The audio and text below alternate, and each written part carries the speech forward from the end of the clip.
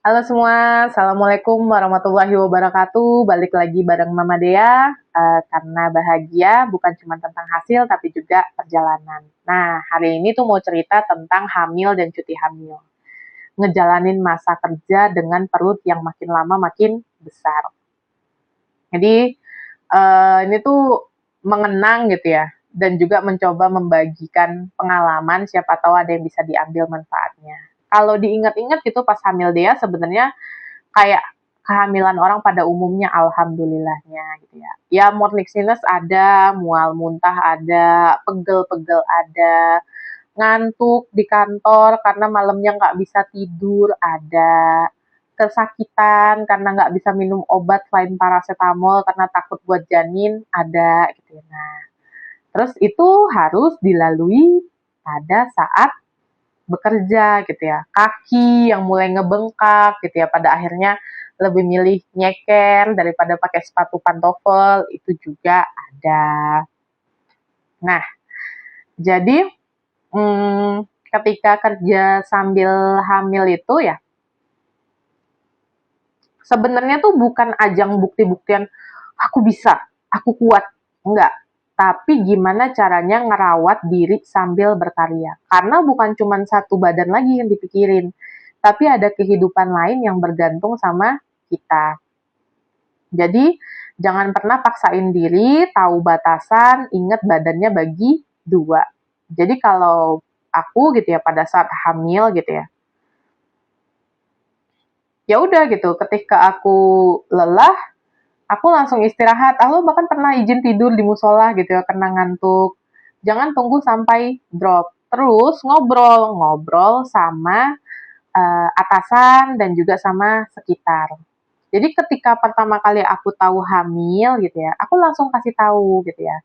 Dan aku juga langsung kasih tahu konsekuensinya semisal gitu ya. Akhirnya aku hanya bisa perjalanan dinas sampai bulan ke-8 karena kebijakan penerbangan atau kebijakan transportasi kan beda-beda. Ada bahkan yang dari 7 bulan juga udah nggak boleh. Terus pastiin asupan nutrisi. Ternyata memang hamil itu lapar. Jadi kayak akhirnya aku selalu standby di meja itu ada cemilan sama juga air putih. Terus atur ulang ritme kerja. Jangan paksain ritme kerja dengan sebelum hamil. Jadi atur ulang, terus fokus sama prioritas dan jangan perfeksionis. Nah, terus pas masa hamil sambil kerja tuh kan ada tuh variabel baru yang harus dipikirkan terkait tentang jadwal. Yang pertama jadwal periksa dokter.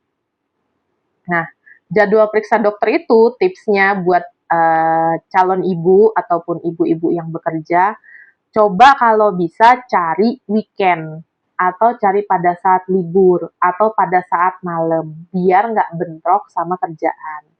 Tapi kalau misalnya pengguna BPJS kan nggak punya pilihan tuh jam kerja periksa di puskesmas kan itu dari pagi sampai sore jam 4. Berarti tinggal diatur itu jadwalnya pas lagi ada agenda penting atau enggak. Jadi jadwal periksa dokter perlu diperhatikan. Terus untuk terkait olahraga ringan atau misalnya yang rajin sampai ikut yoga gitu ya. Setidaknya siapin aja 15 sampai 30 menit di pagi atau sore hari. Jadi ambil waktu untuk bergerak. Kalau aku karena dulu aku hamil naik transportasi umum, aku nganggepnya gitu ya, dari aku jalan dari rumah sampai halte busway gitu ya atau sampai stasiun kereta, ya udah itu udah termasuk olahraga. Tapi kalau buat yoga, akhirnya aku ada beberapa kali yang sempat ikut kelas yoga. Kenapa? Karena buatku kayak gerakan-gerakan tuh nggak bisa cuma lihat di YouTube doang, harus bener-bener diajarin. Dan itu aku ambil kelas weekend. Sisanya aku ngandelin YouTube. Ya udah pas malam gitu ya sebelum tidur. Nah, hamil itu 9 bulan tuh buatku ya gitu ya, bukan cuman tentang nyiapin dari janin sampai jadi manusia lengkap organnya bukan. Tapi juga nyiapin buat ibunya nih, gimana nyambut kelahiran si anak. Jadi aku juga ngikutin beberapa kelas kehamilan dan juga parenting. Yang mana gitu ya, aku pilih kelas yang online, jadi bisa diikutin waktunya fleksibel, disesuaiin. Atau kalaupun misalnya ternyata seminarnya itu diadanya pas jam kerja, nah pasti kan bisa tuh minta rekamannya ya, nanti aku aku jadinya nonton ulang dari rekaman tersebut. Jadi ngatur jadwal itu bukan sok sibuk, tapi soal memberi ruang untuk diri sendiri agar tetap waras dan bahagia. Nah, part selanjutnya gitu ya, yang mau dibagiin itu adalah tentang cuti hamil. Nah, cuti hamil itu bukan liburan ya gitu ya. Perlu dipahami, baik buat orang yang bukan gimana ya bahasanya, baik buat rekan-rekan kantor atau yang ngelihat oh itu ada yang lagi hamil gitu ya, ataupun buat si ibu hamil ini sendiri, cuti hamil bukan liburan, karena habis kita melahirkan, pertama ada waktu buat recovery badan, kedua waktu buat ngasuh anak karena dia udah keluar, dia beradaptasi, nyusu segala macam, nyaman gaknya sama pampasnya. Jadi aku tegaskan sekali lagi, cuti hamil bukan liburan. Karena aku sering banget denger gitu ya, enak ya lagi cuti hamil. Enak di mana letak enaknya gitu ya. Badan masih capek habis lahiran gitu ya. 2 jam sekali nyusuin anak, ngatur ritme diri sendiri makan, minum, tapi anak nggak bisa ditinggal. Terus belum lagi gitu ya, ketika pas itu aku cuti hamil akhirnya memutuskan bareng suami gitu ya. Aku di rumah berdua doang sama anak gitu ya. Terus suami kerja, ya Allah itu kayak yang hampa terasa. Enggak, tapi bukan mengeluh ya, tapi maksudku itu cuti hamil tuh bukan liburan gitu.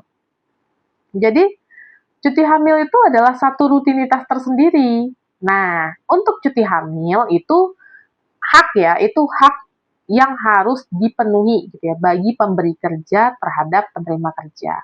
Totalnya 3 bulan. Terus pas sekarang kalau nggak salah ada Undang-Undang Nomor 4 2024 tentang kesejahteraan ibu dan anak itu bisa 6 bulan. Dengan syaratnya 3 bulan utama utuh, terus 3 bulan lagi syarat dan ketentuan berlaku, misalnya kondisi kesehatan anak atau kondisi kesehatan ibu. Nah, terus itu cuti hamil itu ada beberapa instansi yang menerapkannya gini, 1 bulan sebelum lahiran, 2 bulan setelah lahiran. Atau ada yang boleh ngambil 3 bulannya deket-deket lahiran gitu ya. Biasanya yang ngambil 1 bulan sebelum lahiran dan 2 bulan setelah lahiran itu satu, meminimalisir terjadi hal-hal yang tidak diinginkan gitu ya. Lahiran mendadak di kantor kan serem. Yang kedua, ibunya mau lebih prepare dalam menyambut anaknya. Nah, kalau yang 3 bulan gitu ya, itu kebanyakan dan termasuk aku di dalamnya pengen lebih banyak waktu sama anak. Jadi ya udah nanti aja gitu ya, habisinnya sama anak yang lahir. Nah, dulu pas DA itu aku ingat banget, aku masukin form cuti itu ketika ini, aku ke kamar mandi gitu ya. Terus aku udah keluar mukus, sudah keluar lendir darah. Nah, itu aku baru cetak surat cuti, minta tanda tangan, terus aku bilang, kayaknya udah pembukaan deh, soalnya lendirnya udah keluar. Itu panik banget, atasanku panik, seniorku panik, terus orang SDM juga, ya udah langsung berangkat gitu. Dan nah, ini sedikit tips gitu ya. Keluar mukus atau lendir itu bukan tanda satu-satunya melahirkan. Jadi pas itu aku juga masih santai, masih naik busway untuk pulang ke rumah. Banyak lagi tanda-tanda lain untuk persalinan semakin dekat, dari air ketuban pecah, terus habis itu kontraksi yang tetap. Nah, mungkin nanti ada seksinya sendiri kali ya. Tapi itu, jadi kayak aku bukan mengentengkan, jadi pada saat itu juga memang habis mukus itu keluar, aku ngajuin cuti, aku tuh nunggu 3-4 hari sampai pembukaan komplit. Dan aku pun orang yang akhirnya lahirannya dibantu dengan induksi gitu. Jadi kayak bukan membahayakan janin ya gitu ya, karena aku ngukur kondisi badanku pada saat itu, ya udah itu baru aku masukin cutinya, dan aku memang bercita-cita gitu ya, aku pengen cuti lebih lama sama anak. Nah, untuk ibu ASN gitu ya, beberapa instansi, kementerian, lembaga atau pemerintah gitu ya, itu ngambil aturan sesuai BKN, jadi diadopsi yang punyanya BKN. Gaji pokok itu 100%. Nah, kalau tunjangan itu yang bisa beda-beda, dan mayoritas kebanyakan itu 20 hari pertama itu nggak ada potongan, jadi 0%. Terus habis itu hari kedua 1 sampai 3 bulan kemudian itu dipotong 1,5% per harinya. Jadi pas untuk pengajuan cuti pertama gitu ya, konsul dulu ke dokter, tanya, baiknya kapan dok ngajuin cutinya. Terus yang kedua, itu koordinasikan sama SDM kamu atau bagian kepegawaian agar administrasi cuti berjalan lancar. Kamu harus tahu apa aja formnya, terus kamu juga harus tahu tadi kebijakan kantor kamu itu 1+2 atau boleh 3, terus kamu juga harus tahu hak kamu terkait gaji seperti apa. Nah, yang paling utama, biar cuti kamu nggak nyusahin orang lain, siapin transisi kerja sebelum cuti, delegasi tugas, dokumen, dan komunikasi sama tim kerja. Tadi aku bilang ya, cuti hamil, aku kayak mendeskripsikan cuti hamil tuh capek ya, tapi memang iya gitu ya. Karena ya itu, ada orang baru yang harus diurusin istilahnya. Terus habis itu kita sendirian, ya kalau ada keluarganya nemenin, alhamdulillah. Kalau aku kan pas itu suamiku kerja, aku cuma berdua sama anakku di rumah. Nah, jadi untuk menikmati cuti hamil, bisa buat rutinitas ringan, misalnya nulis, journaling, stretching, pemanasan, olahraga ringan, baca buku, dengerin podcast, atau bisa juga dokumentasiin perjalanan pas hamil, jadi kenang-kenangan gitu ya. Terus bisa juga ketika anak tidur, manfaatin ngobrol, chat, teman-teman yang komunikasi gitu ya. Atau ikut grup komunitas ibu-ibu gitu ya. Dan jangan lupa selalu afirmatif positif diri kita, aku cukup, aku kuat, dan aku siap jadi ibu. Kalau ngatur jadwal, yang ngikutin jadwal anak, dan mayoritas ketika orang nanya gitu ya, gimana ya rasanya punya anak, aku selalu bilang, tidur saat anak tidur kalau bisa. Istirahatlah saat dia istirahat. Cuti hamil tuh jadi jeda yang penuh makna, jadi bukan berhenti, tapi bersiap ke babak baru.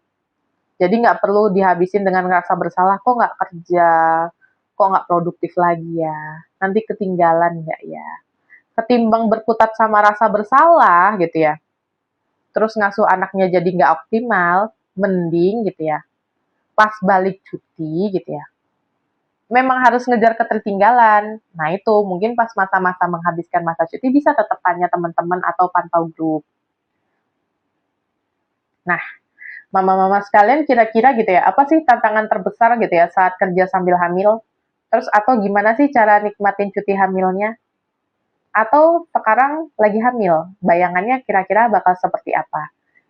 Kayak kalau hamil di rumah, IRT itu gimana gitu ya, kan juga punya kerjaan rumah. Atau kalau misalnya hamil sambil bekerja, kira-kira bakal ngelakuin apa.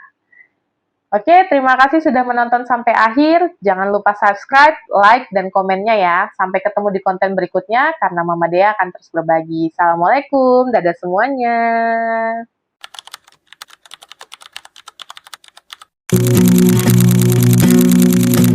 We keep this love in a photograph. We made these memories for ourselves, where our eyes are never closing, our hearts are never broken, time's forever frozen still. So you can keep me inside the park.